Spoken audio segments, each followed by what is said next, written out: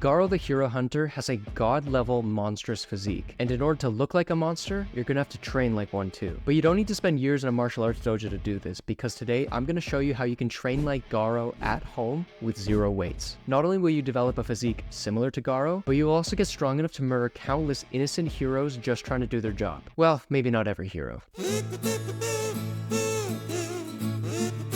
Coming up, we're going to take a look at Garou's physique. I'll be showing you what calisthenics exercises you need to do to best emulate Garou's physique. And I'm also going to give you guys easier variations of some of these exercises so you can train like Garou no matter what your strength level is. With that, let's take a look at Garou and examine his physique. Bullied as a kid, Garou grew up to despise heroes. With the desire to become stronger, he learns under S-class hero Silverfang. At his dojo, he develops his strength, his fighting technique, and of course, his physique. Looking at his physique, the first thing I notice is that from his shoulders to his waist, it's a seamless line creating a near perfect V-taper. And that of course is thanks to his enormous lats, but also his narrow waist sporting an impressive 8-pack. Looking at his back, it's very thick. Not only do his upper back muscles peek through his shirt, but his traps are also incredibly well developed. But I think the most impressive part of Garou's physique is his Death Star delts. His front, side, and rear shoulders are incredibly well developed, and this is what's going to accentuate the entire physique for Garou. His pecs are very well developed, but they're not so massive that they would be a top priority for this workout. In the same vein, his arms, they're well developed, they're impressive, very good, but they are also not going to be the focal point of this workout. And of course, we got to talk about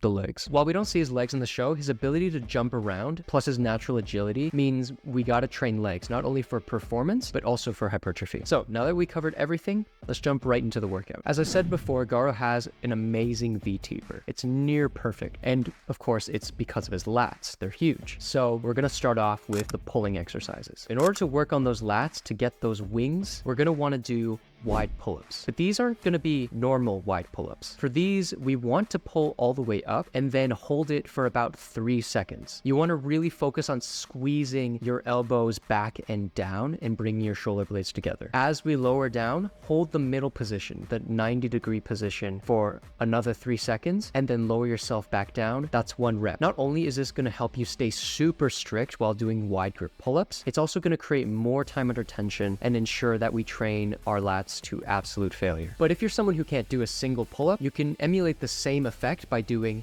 negative wide grip pull-ups. Just jump up to the bar, hold it for a little bit, and then lower yourself down slowly to the bottom. But one pull-up exercise isn't enough to form our torso into a nice V. We're gonna wanna work our lats even more, and we're gonna do this with one of my favorite pull-up variations, the commando pull-up. The reason that this is my favorite pull-up variation is that the close grip allows not only for a greater squeeze at the top of the movement, but a greater stretch at the bottom. These are gonna work the lats and help them to grow, but they're also going to work different parts of our bicep, which is going to create a more thicker look on our arms. Again, if these are too hard, try doing commando pull-up negatives, focusing on that stretch at the bottom. Okay, so we've done a good job covering the back and bis. We should move on to the chest and tris with the pushing movements. See, Garou fights a lot in the show. I mean a lot. He's throwing punches left and right, just straight up slapping people. He uses very quick and explosive movements, and we want to try to emulate that with the pushing exercises. So naturally, the first exercise is going to be explosive push-ups, or clapping push-ups. Now, you want to push high enough where you can clap your hands together, but the clapping isn't necessary. Unless you're Toto, then it is necessary. If you can't push hard enough to get your hands off of the ground, then it's totally fine just to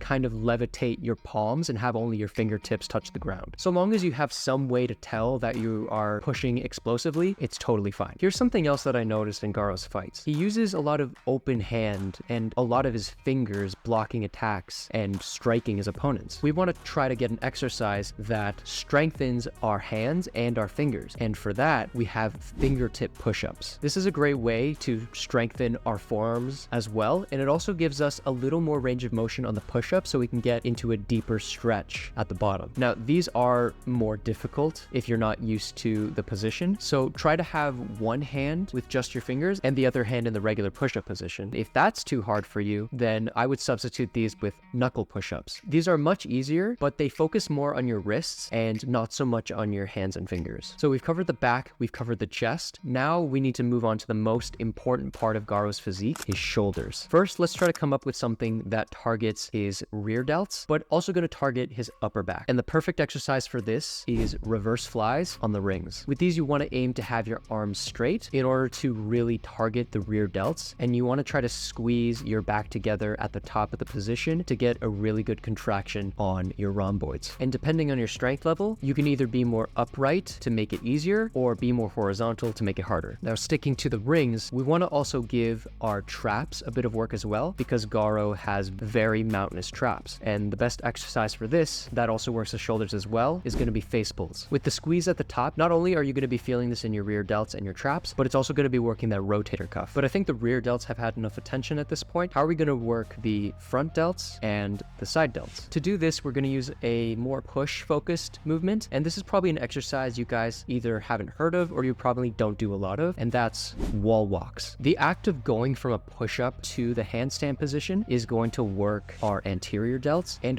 holding the top of the handstand is what's going to work our side delts. You also want to try shrugging at the top of the handstand to get a good contraction on our traps as well. But some of you aren't going to be strong enough to hold a handstand against a wall, so try doing these in the pike position. They'll be just as effective and the movement is almost the same. To finish off the shoulders, we're going to be doing dive bomber push-ups, also called Hindu push-ups.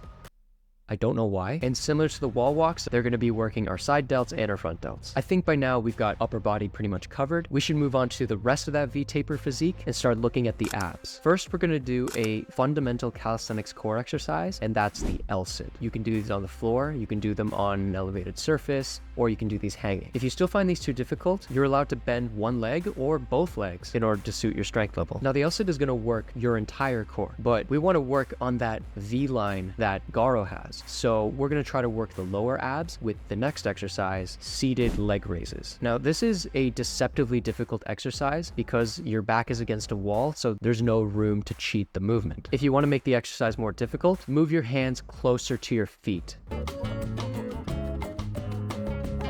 And of course, since Garou is throwing so many punches in the show, we got to work on that rotational ab strength. So we're going to do some Russian twists as well. Now, you can either do these with your legs in the air, or if that's too hard, you can put your legs on the ground. Just make sure you're touching the floor on either side of you to make sure we have full range of motion. Now, everything above the waist is covered. Let's move on to the legs, which is going to focus more on strength and hypertrophy. To do that, the first exercise is going to incorporate leg stability as well as strength. And of course, that's going to be the pistol squat. If you're not strong enough for pistol squats, or you just don't have the balance yet, then you can take a chair and do single leg step ups with your hand against the wall. So we have the exercise to develop strength, but now we need an exercise to get explosive power. Naturally, we're going to do explosive squats. And we actually want to do a drop set for these. How? Well, do as many full power explosive squats as you can, and as soon as you can't anymore, transition to doing smaller explosive squats. Now, if your quads aren't burning enough, the next exercise is going to be reverse Nordics. For these, try your best to go slow on the way down and quick on the way up. But these are a more difficult exercise if you don't have flexible quads, so only lean back as much as your body allows and then spring back up. Now, we can give our quads a break and start working on the hamstring and the glutes. And for this, we're going to do single leg RDLs. Now, this is going to work our hamstrings and glutes, but it's also going to work on that stability, which is pretty important for martial arts. Now that we've got all of the exercises down, what's the final routine going to look like? Well, for one, as we said over and over again, the routine is going to focus on building that V-taper, focusing on the shoulders, lats, abs, and traps. And since all of the compound upper body exercises work the shoulder to some degree, we're going to want to do the shoulder specific exercises on the same day that pertain when we do a movement of that day. That doesn't make any sense. I'll just give an example, okay? If we do pull-ups, which does work the rear delts, we're gonna want to do a shoulder exercise that also targets the rear delts on the same day. Now, everything is organized into a push-pull leg split because I'm generic like that, but I think it's the most efficient split, and I don't know, it's nice. And of course, a day of rest, because muscles grow when you sleep. That's it. Muscles grow when you sleep. So, putting that all together, here's an example of what I would do if I wanted to train like Garou. As you can see, we sprinkle a little bit of abs. Sprinkle it a little bit on every single day, just so that we can train it throughout the week and get enough adequate sets in for it to grow. But here's the thing, even if you do this routine perfectly to a T, you're not gonna look like Garou. There's one key element that makes Garou's physique, and that's his super low body fat percentage. And in order to achieve this, you're gonna have to burn fat and build muscle at the same time. So if you wanna learn the simplest way to do that, check out this video right here.